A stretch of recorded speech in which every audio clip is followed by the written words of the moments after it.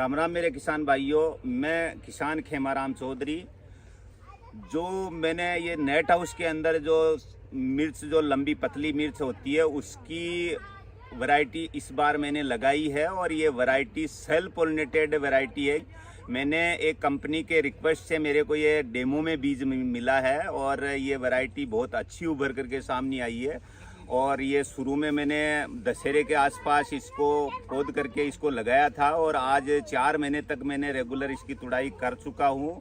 और आज जो कंडीशन है वो आपके सामने है कि जो माल लगा हुआ है वो भी मैं दिखाऊंगा। और ये मल्चिंग और जो बूंद बूंद सिंचाई होती है उसके ऊपर किया हुआ है। और आपको ये पोली हाउस के बजाय नेट हाउस में ही ज़्यादा सक्सेस होगी, क्योंकि इसकी जो लाग लगी हुई है मैं आपको दिखाता हूँ कि ऊपर से नीचे जैसे ऊपर ये 7 फीट तक ऊपर साइज पे चली गई। हमने इसको धागे पे तार के धागा का सहारा दे करके इसको ऊपर लिया था शुरू से।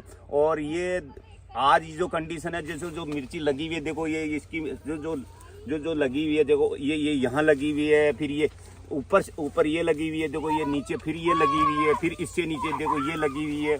मतलब आप सोच ही नहीं सकते जितनी मात्रा में ये मिर्ची लगी हुई है। आप देखो जो एक पेड़ के मेरे हिसाब से 1-2 किलो मिर्ची तो अभी लगी हुई है। तो आप ताजुब करोगे कि मैंने तो मेरे हिसाब से इतनी मिर्ची कभी भी आज दिन तक किसी पेड़ के लगी हुई नहीं दिखी।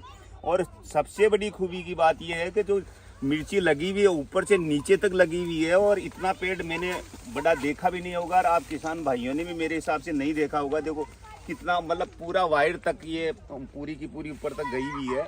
देखो आपको मिर्ची दिखाता हूँ, आप ताजुब करोगे जितनी मात्रा में ये मिर्ची लगी हुई है। एक पेड़ की मेरे हिसाब से 4-4, 5-5 किलो के लगभग इसमें मिर्ची लगी हुई है। आप ताजुब करोगे। देखो जिस पेड़ में देखोगे उसी पेड़ में यही कंडीशन है।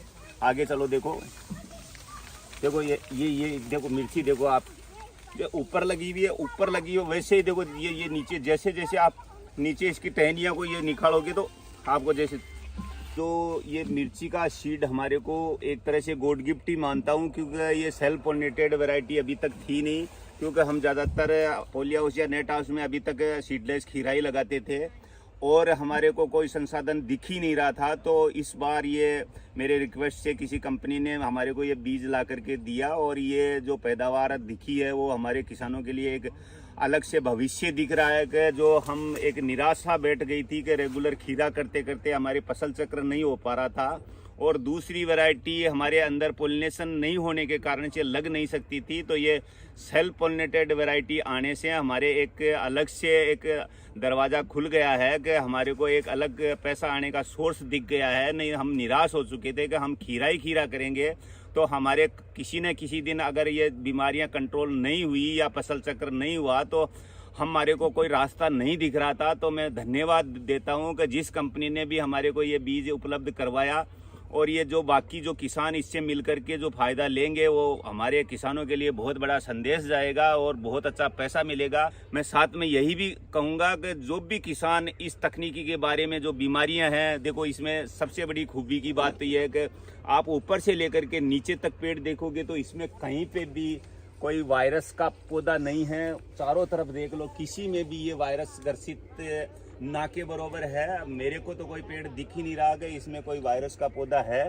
परंतु मैं आपसे उम्मीद करता हूं कि जो भी अगर किसान इससे जुड़ करके अगर इस संरक्षित खेती में पोली हाउस या नेट हाउस में अच्छा पैसा कमाना चाहते हैं तो वो थोड़ा सा ज्ञान लेकर के और बाद में इसमें घुसे, क्योंकि ये थोड़ा सा तकनीकी अलग सिस्टम होता है। और मैं तो यही कहूँगा कि या तो आपके आसपास कोई अगर अच्छा किसान कर रहा है तो उससे आप मिल करके थोड़ा सा तकनीकी ज्ञान ले, या फिर अपने अपने विभाग के जो अधिकारी हैं, कृषि अधिकारी या उद्यान विभाग के अधिकारी या कोई एग्रीकल्चर कॉलेज के डॉक्टर लोग हो, उनसे भी आप सलाह मशवरा करके आप इस तकनीकी में आगे बढ़ोगे तो आपको बहुत ज़्यादा फायदा मिलेगा। और जो हमने जो पाया है हमारे उद्यान विभाग और कृषि विभाग के सहयोग से ही पाया है। अगर उनका हमारे ऊपर आशीर्वाद नहीं होता तो मेरे हिसाब से हम जिस जगह पे आज खड़े हैं उस जगह पे नहीं आ पाते। तो मैं आपसे लास्ट में यही विनती करता हूं कि जो भी अपने वैज्ञानिक हैं, वैज्ञानिकों का सहयोग जरूर ले,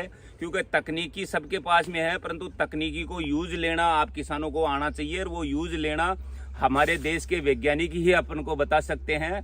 तो मैं जिस गरीबी को देख हमने इस संरक्षित खेती में घुसे और आज धीरे धीरे 10 साल में जो हमने पाया है वो अधिकार मेरा अकेले का ही नहीं है, वो अधिकार देश के हर किसान का है, क्योंकि हमने तकनीकी को अपनाया और तकनीकी के साथ में हमने वर्षा जल को भी इकट्ठा किया और उसी की बदौलत आज जिस मुकाम पे खड़े हैं, हमारा मैं ही नहीं हमारे क्षेत्र के कम से कम 500-600 किसान इस तकनीकी में जुड़े हुए हैं और बहुत अच्छा पैसा कमा रहे हैं। तो मैं आपसे अनुरोध करता हूं कि जो भी ये तकनीकी है मेरे से या मेरे जो अच्छे कृषक मित्र हैं उनसे जुड़ करके आप इस तकनीकी में अगर घुसोगे तो ही आपका बहुत बड़ा फायदा होगा, वरना अपन परंपरागत खेती जो कर रहे हैं, हम भी परंपरागत ही करते थे। अगर परंपरागत खेती करते तो आज जिस जगह पे हैं हम उस जगह पे नहीं आ पाते। तो मैं आपसे रिक्वेस्ट करता हूं कि ये तकनीकी है, जितना तकनीकी का आप सदुपयोग करोगे उतना ही आपका भला होगा और देश का भी भला होगा।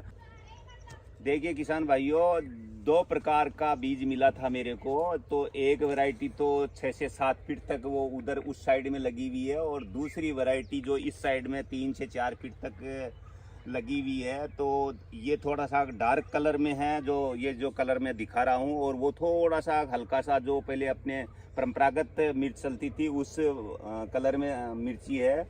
और इसमें भी, उसमें तो लाग आपको मैंने दिखाई दिया, परंतु इसमें भी लाग इतनी है आप सोच ही नहीं सकते। देखो मैं आपको दिखाता हूँ।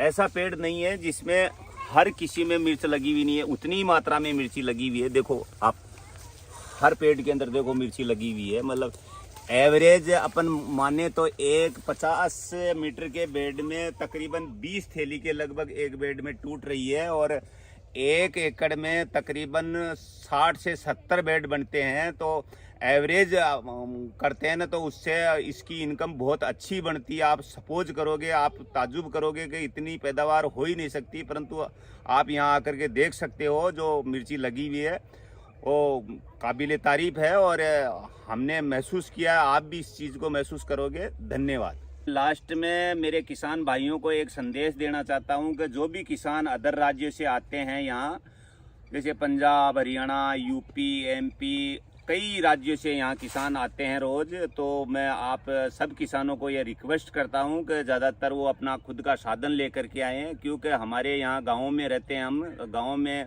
ट्रांसपोर्टेशन की सुविधा नहीं है। तो मैं रिक्वेस्ट करता हूं कि जो भी किसान आए सुबह के टाइम पर आए और अपना साधन लेकर के आए। धन्यवाद।